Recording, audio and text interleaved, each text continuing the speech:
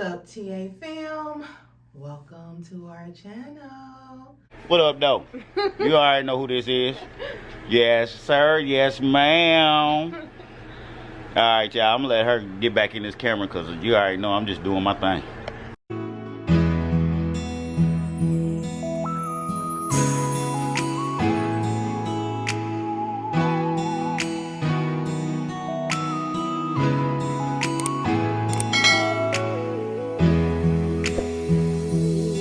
Don't forget to like, comment, subscribe, slap that post notification button so you can be notified every time we upload a new video.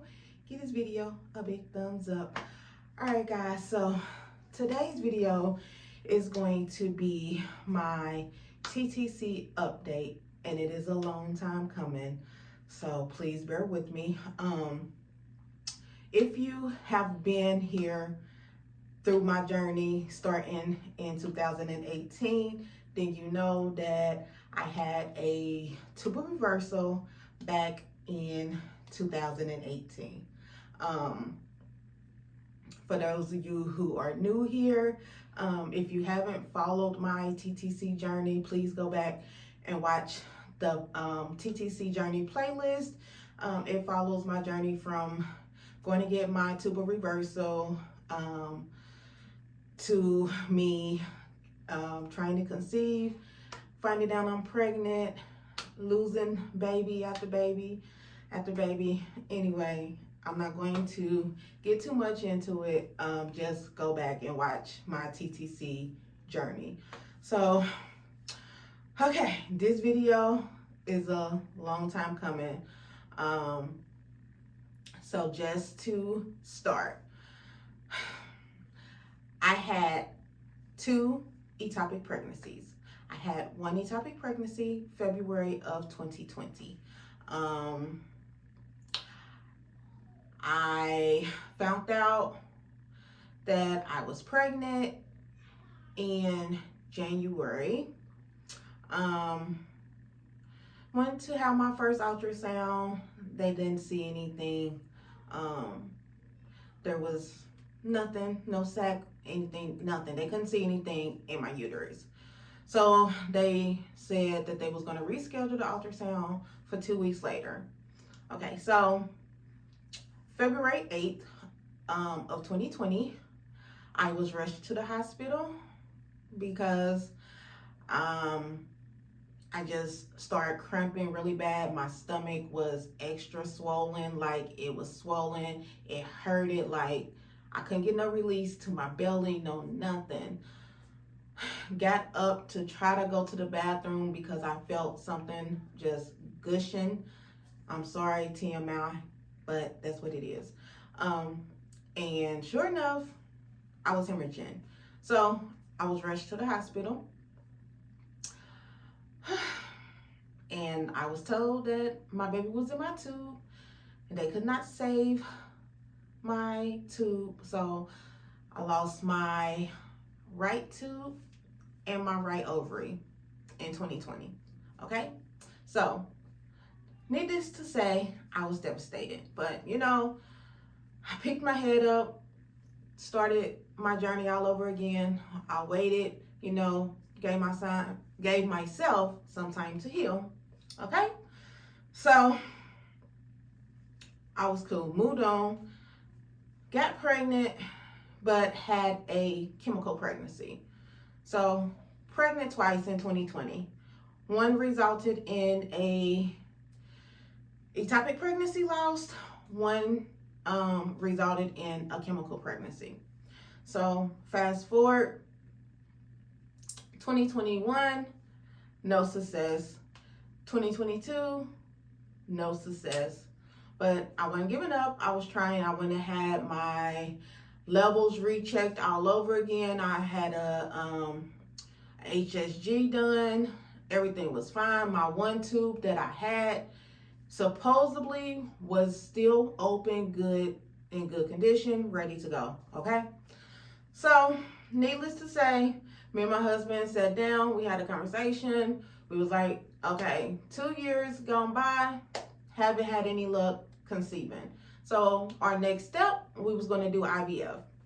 So had my appointment with IVF, did all of my blood work, all of my labs, everything to get ready to start my IVF process.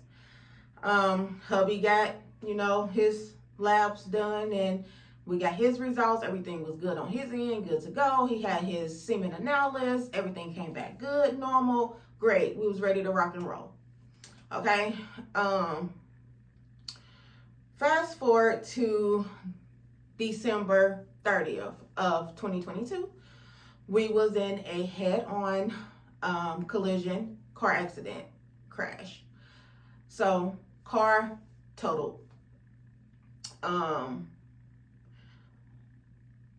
Like just totaled.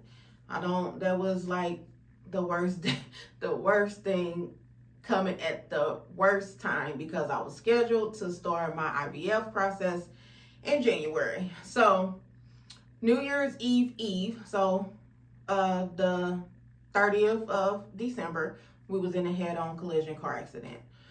Car got totaled.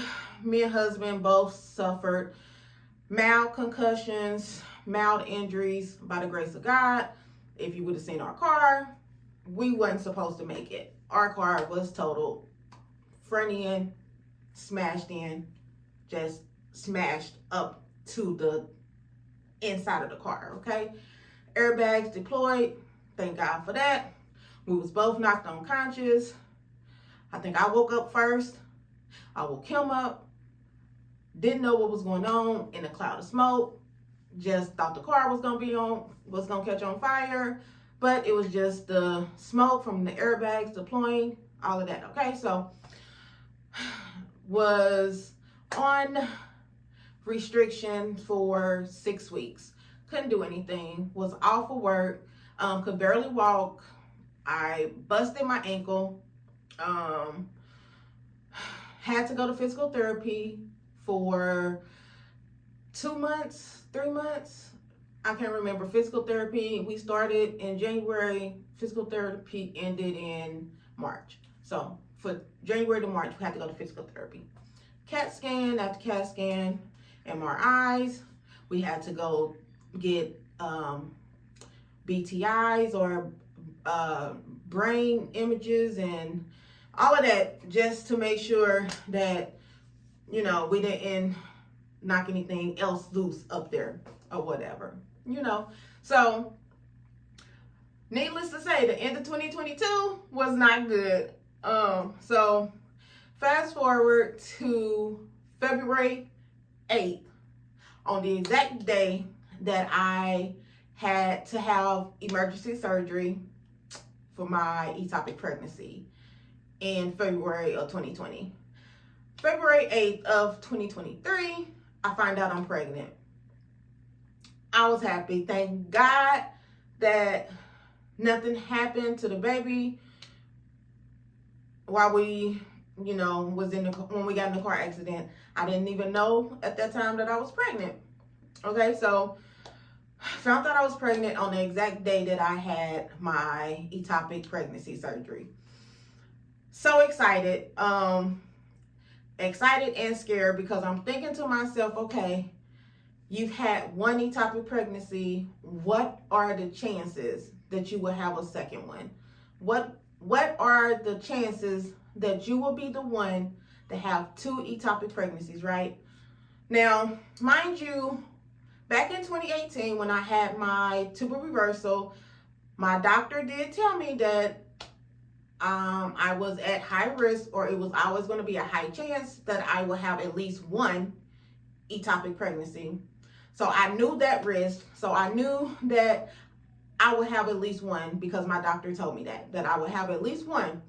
So once we got cleared from medical team, from physical therapy, and occupational therapy and all of that, once we got cleared from the accident, I was actually supposed to go and have my egg retrieval, because I had already started the medication. I had already started preparing in January, had already started preparing.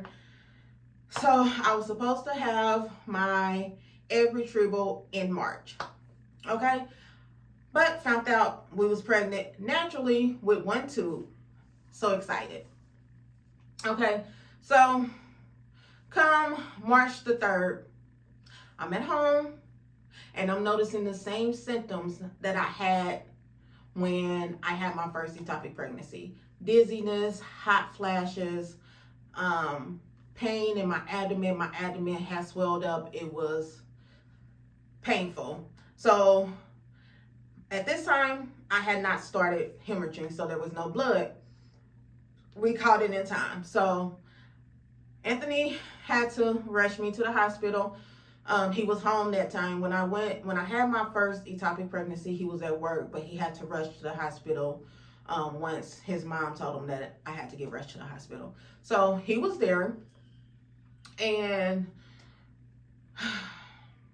when I went in, they got to me like right away. They sat me, they checked me in, they took my vitals. My blood pressure was got high because I was in so much pain. They sat me in the room by myself. They drew my blood.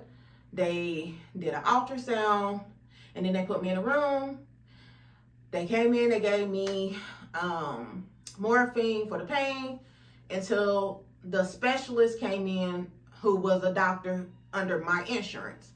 Okay, so when the nurse came and she told me that unfortunately, after reviewing your ultrasound, you have ectopic pregnancy on the left side. Keep in mind, I had already lost everything on the right. No ovary, no tube, gone, okay? I only had a shot at getting pregnant with 1 tube, 1 ovary. And I was under the impression that I couldn't even conceive again with just 1 tube and 1 ovary, but by the grace of God, we did naturally, okay? So I was excited. So she told me that it was too late to do the pill form, right? That I would have to be rushed to emergency surgery again. So hubby was mad. He was upset. He was over it. He was like me. He was over it. I was over it. When my doctor came in, he said that I will try my best to save your tube. I will try my best to save your tube.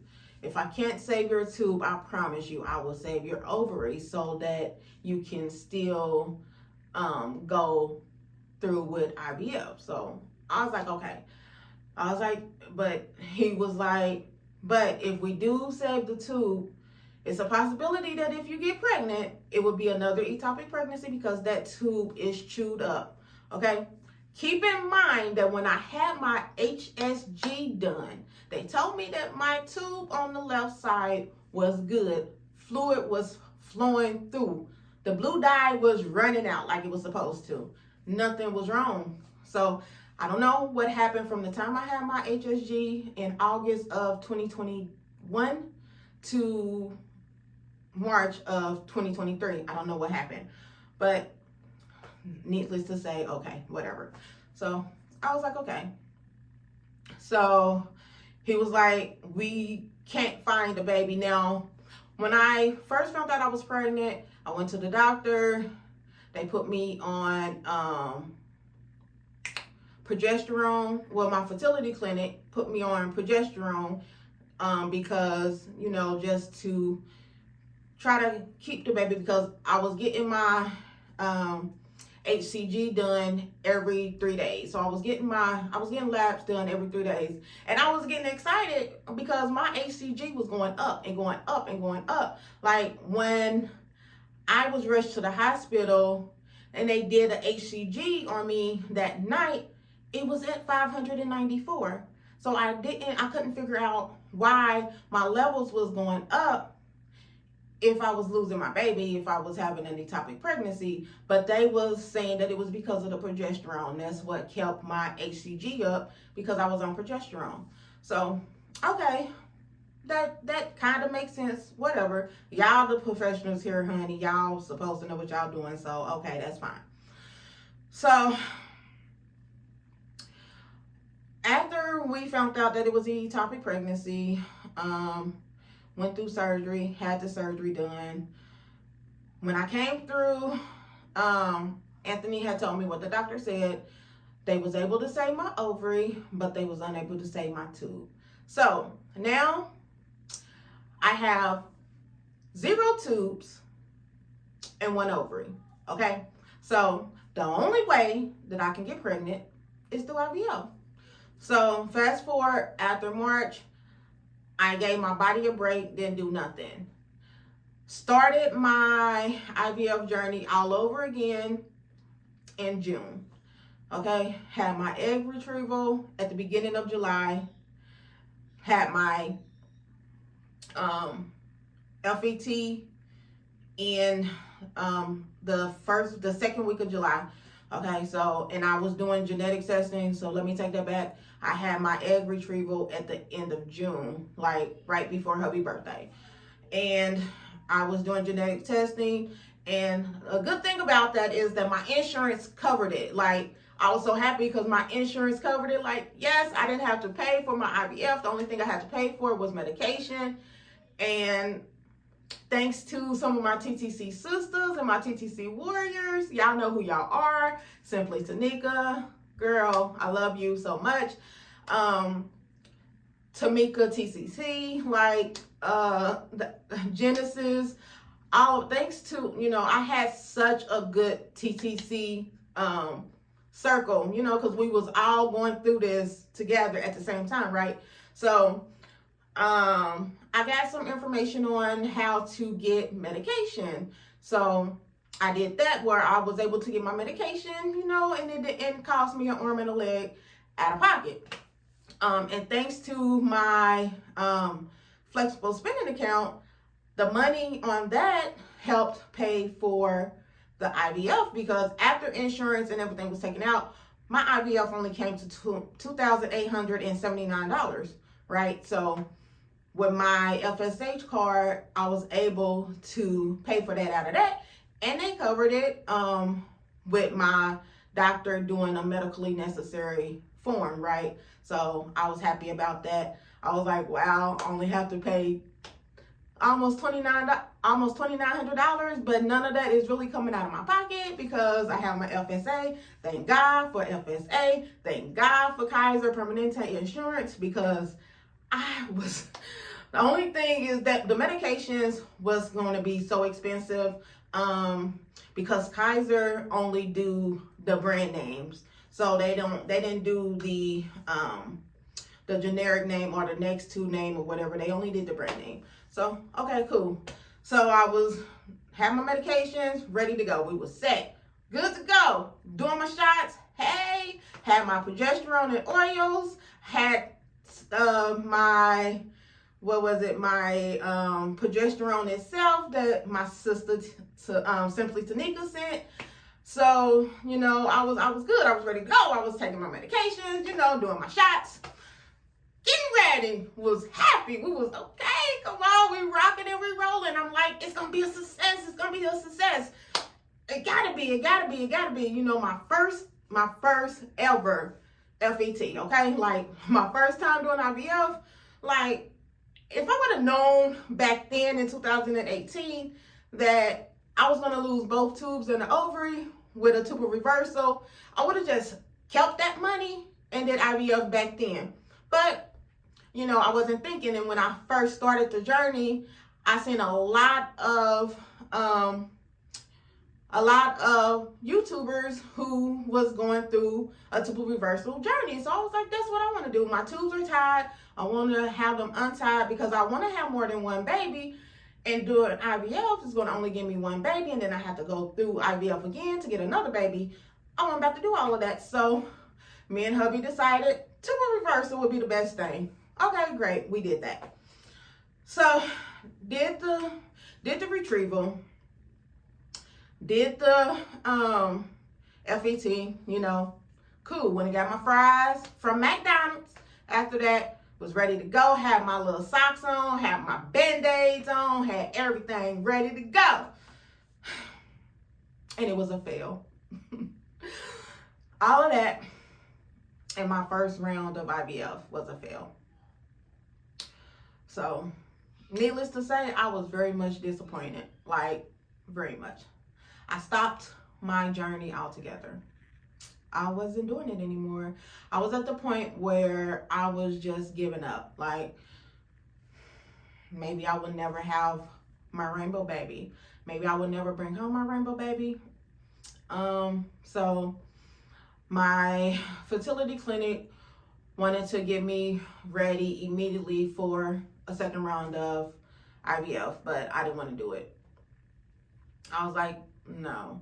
And I did pay for storage, so if I would have had eggs left, they would have been able to go in storage for 6 months. But unfortunately, I had 2 embryos and both of them was put in, and neither one of them stuck. So I was sad. I was hurt, like why my body won't do what I needed to do, or why my body won't do what it's supposed to do as a woman. It won't hold a baby. Like, why? I was questioning myself. I was questioning God. I was like, why, Lord? Like, why not me? Why can't I get my rainbow baby? Just why, you know? So I was mad at the world for a very long time. I really was. Every time September run around, every time October run around, I cry and I cry and I cry and I cry and I cry, because those are the 2 months that my 2 rainbow babies was supposed to be here. One would have been born in September and one would have been born in October. So those months really, really, really have me in a depressing state. I don't want to do nothing. I don't want to eat nothing. All I want to do is lay in my room and cry. I've lost so much weight because, like, I've been depressed. I've given up hope. Then, on top of that, we had to move from Georgia back to Indianapolis for family reasons. I lost my brother last year in April. My brother passed away. So this year we celebrated his 1-year anniversary, right? My mom was diagnosed with cancer.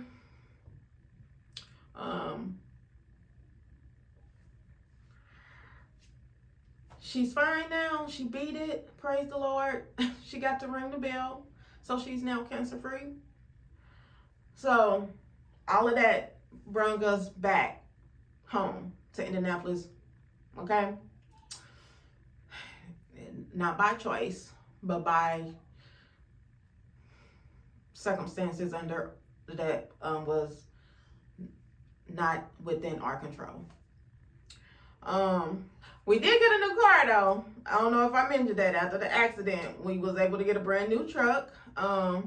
We have a 2023 Kia Seltos, brand new. We got it. When we got it, it was brand new, no miles. So the one good thing that the accident brought was a new car. But life has really been lifing.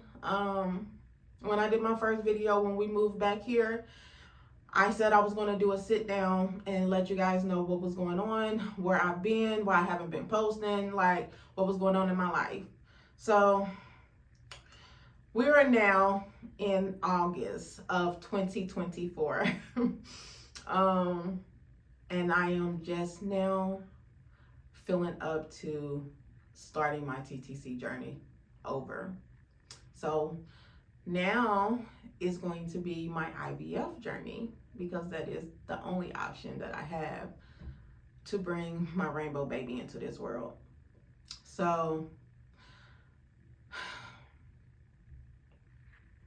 it's hard. It's really hard. I don't know. I've been through so much, like I really have. And now that we're not in Georgia anymore, I don't have my Kaiser insurance anymore. So I don't know if the insurance that I have now covers IVF. That's something that I have to look into. But I do have a new flexible spending account that I have the money on just in case insurance cover it. So I am in the stage of finding the best fertility doctor in Indianapolis so that I won't have to travel. But if I have to, I will go back to Dr. Rubin in Georgia. I hop a flight if I need to. I will hop a flight to Georgia to see Dr. Rubin because she was the best. I loved her so much. Like when she found out I was pregnant, she was on it, getting those progesterones in, getting those HCG labs ordered every 3 days. She was on it. So even though I was pregnant naturally and not through IVF, she still was with me through that whole journey. So now I'm back at square one and back on my grind, back to reality of trying to bring my rainbow baby into this world. So if any of my TTC sisters out there have any advice for me, please leave it in the comments down below. Or if anybody is in Indianapolis, Indiana, who knows a good fertility specialist, please leave that information down below, or email me the information at tonya.a.ant@gmail.com. Send me an email and give me their information so I can look into them. I don't think I'm going to start it until November. I'm still trying to get my body prepared. My iron was very, very low. Very low. Like my doctor have put me on iron supplements. Like very low. It was 3 the last time I had labs done, which was May the 1st. My iron was at a 3. So I have no iron in my body, y'all. Like I'm like I've been anemic. I have always been anemic, but I have always been able to keep my anemia under control. I was always able to keep my iron up, but for some reason it dropped significantly. And I don't know why. So my anemia is back and I got to get that under control before I can undergo IVF. So that is what I'm working on now. I have my iron supplements that I take and infusions that I do to boost it up. So I am mentally prepared to go on this journey again, but my body is not physically repaired. So we got to get that there. And I'm working on it. So I did pick up my bad habit of smoking cigarettes again. That is a stress reliever. When I'm stressed out, depressed, I always go to the cigarettes. Cool Blue 100s to be exact. My cigarette of choice. That is what I go through. That is what I smoke. So I have to detox my body from the nicotine. I got patches. I don't use them because I still smoke. I can't give it up. I am trying. Don't judge me. I'm trying. So yeah, that is my life in a nutshell. That is my journey on how things are going so far. That is why I have been missing in action. That is why I haven't been doing content. That is why I haven't been uploading videos. Now I do TikToks. When I'm up to the task, I do Instagram when I'm up to the task, but I haven't really been posting too much. I don't post nothing about my TTC journey on TikTok. Well, I have, let me take that back. I have posted about my TTC journey on TikTok, but recently I have not. Like I haven't posted anything about my ectopic pregnancy on TikTok. I have posted it on Instagram and Facebook. This will be my first time speaking on it on YouTube. Or it may be my second time. I might have briefly spoke on it back in 2020 after it happened. I'm not quite sure. I would have to look at my TTC video playlist to see. But this is the first time that I have actually done a sit down video and talked about what happened or what's been going on in my life, how my TTC journey is going so far. So knowing that I cannot conceive naturally hurts. It hurts bad, because I only have one ovary, no tubes. But I have heard people say that you may still have a little piece of tube left. If you have a little piece of tube, there is a glimmer of hope that you can conceive naturally. A bullshit. Because if I have a little piece of tube, that is a dead giveaway that I will have another ectopic pregnancy, and I'm not for that. I can't handle that. I can't deal with that. So if I have a little piece of tube left in there, I hope that it is closed. Let me take that back. A part of me hope that it's open, because I would love to conceive naturally and bring home a baby. And the other part of me wish that if it was there, that it's closed, because I don't want to go through another ectopic pregnancy, because this time I may lose my other ovary, and then I will not have any other chance of becoming pregnant. Well, not with my own eggs, at least, because without ovaries, you don't produce eggs. So with no ovaries and no tubes, I will definitely not be able to have a baby with my own eggs. And I don't think that I'm there yet, to where I don't want to use, to where I want to use somebody else's eggs. But if that is God's plan, and if that is God's will, then that is something that I will do. But for now, I want to focus on being able to use my whatever amount of eggs I have in this one poor little ovary that I have.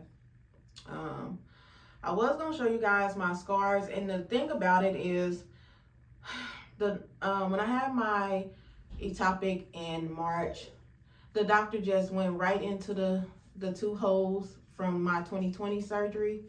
And of course, my belly button, the same scar that was in my belly button, he used for that one as well. So I didn't get any new scars. They just went straight through the scars that I already had. And he fixed it up, because my scar on the left side was like big, because the bandage got stuck on there, and when I went to take it off, it pulled off that skin, and it made a really long scab that was about this wide. But he fixed it when he went in, so I was so happy about that. You can barely see them, but nah, never mind. I ain't gonna do it, because I don't have on the appropriate clothing right now. But when I do another video or another update, this probably going to be my last TTC update until November, or until I start my preparation for IVF. So if you have any questions, please leave me some comments down below, and I'll try my best to answer them for you if I can. Yeah, so that's all I have. So I'm gonna go ahead and end this video. Don't forget to like, comment, subscribe, slap that post notification button so you can be notified every time we upload a new video. Give this video a big thumbs up. Thanks for watching, and as always, love you guys. Bye.